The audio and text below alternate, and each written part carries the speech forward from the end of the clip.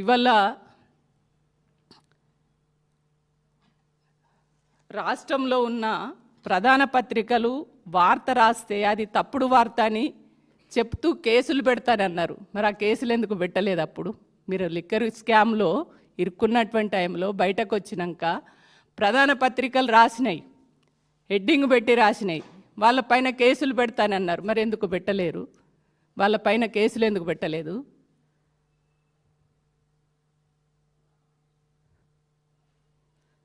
అంటే దీన్ని బట్టి మీ ఆలోచన ఏంది?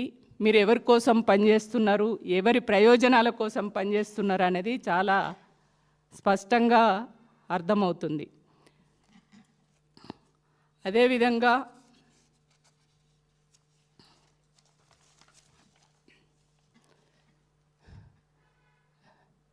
ఇవాళ తను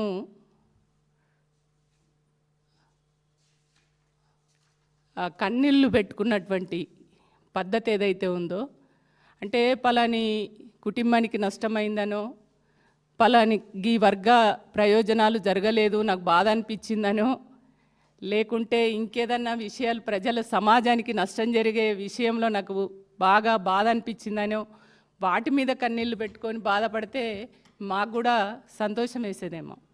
కానీ మొత్తము అక్కడ చెప్పిందంతా కూడా తన వ్యక్తిగత విషయాలే. ఏదో తను బాగా పనిచేసింది తెలంగాణ కోసం, తన పాత్రనే చాలా ప్రముఖంగా ఉన్నది, కానీ నన్ను ఎవరు పట్టించుకోలేదనో, ఎప్పటికప్పుడు నన్ను అణిచివేసే ప్రయత్నం చేసిరనో. మేము అందరం కూడా ఉన్నాం కదా, కలిసి పనిచేసిన వాళ్ళమే కదా. మాకు రాని అవకాశాలు మీకు వచ్చినాయి కదా, ఎందుకు మీరు అంత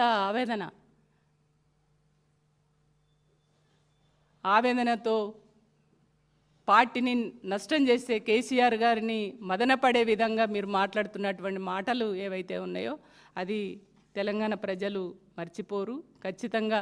ఇవల్ల నేను ఒకటి అడుగుతున్నా కవిత గారు, మీ లిక్కర్ నిజంగా ఒక మంచి మనిషి కూడా, కేజ్రీవాల్ గారు ఆయన కొద్దిగా సామాజిక కోణంలో ఉన్నాడు, ఒక అవినీతి రహితమైనటువంటి పాలనను తెలంగాణ అది దేశ ప్రజలకు అందిస్తారు, మంచి పనులు చేస్తారని ఒక నమ్మకం ఉండే. ఆ మంచి మనిషిని కూడా చెడగొట్టినటువంటి ఖాతాలో మీరే ఉన్నారు కదా. ఆ లిక్కర్ స్కామ్లో ఇరుక్కొని వాళ్ళను మిస్గైడ్ చేసి అవన్నిటికీ ఆయనను ఇవాళ ఒక మంచి నాయకుడిని కన్మరుగు చేసేనటువంటి చరిత్ర మీది కదా. ఇవన్నీ కూడా తెలంగాణ ప్రాంత ప్రజలకు కానీ దేశ ప్రజలకు కానీ అందరికీ తెలుసు మీ గురించి. కాబట్టి నేను ఒక్కటే అడుగుతున్నా, ఇప్పుడు ఢిల్లీ లిక్కర్ స్కామ్లో నీ పాత్ర లేదని ఇదే లక్ష్మీ నరసింహస్వామి మీద నీ బిడ్డల మీద ప్రమాణం చేయగలుగుతారా?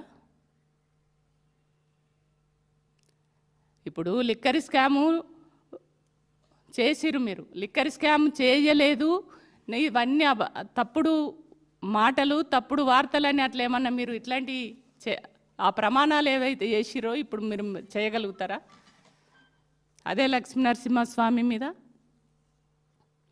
కాబట్టి ఇట్లా చెప్పుకుంటూ పోతే చాలా ఉన్నాయి.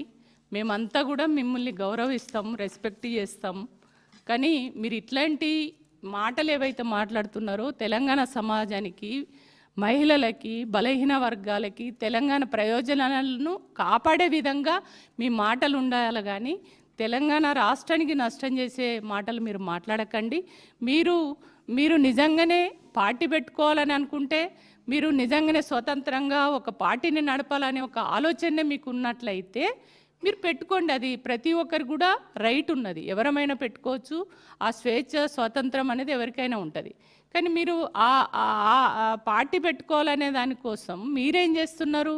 బీఆర్ఎస్ పార్టీని టార్గెట్ చేస్తూ బీఆర్ఎస్ పార్టీకి నష్టం చేసే విధంగా మీరు మాట్లాడుతూ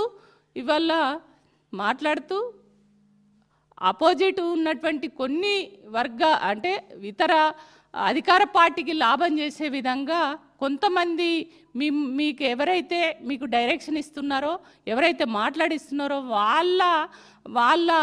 వాళ్ళకు లాభం చేకూర్చే విధంగా ఇవాళ మీ మాటలు ఉన్నాయి, మీ పనితనం ఉన్నది.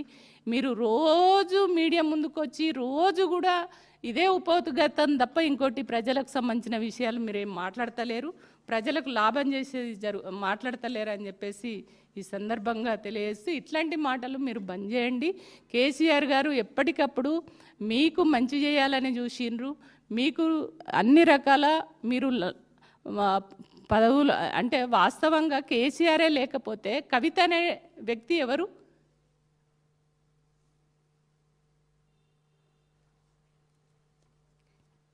కాబట్టి మీరు కేసీఆర్ గారే బిడ్డగానే మీకు గుర్తింపు ఉన్నది.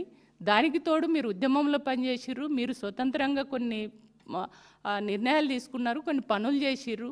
కానీ అది సంతోషిస్తాం. కానీ మీరు బీఆర్ఎస్ని కావాలని టార్గెట్ చేసి కేసీఆర్ గారిని మదనపడే విధంగా మీరు ఈ రకంగా మాట్లాడడం అనేది మంచిది కాదని చెప్పేసి ఈ సందర్భంగా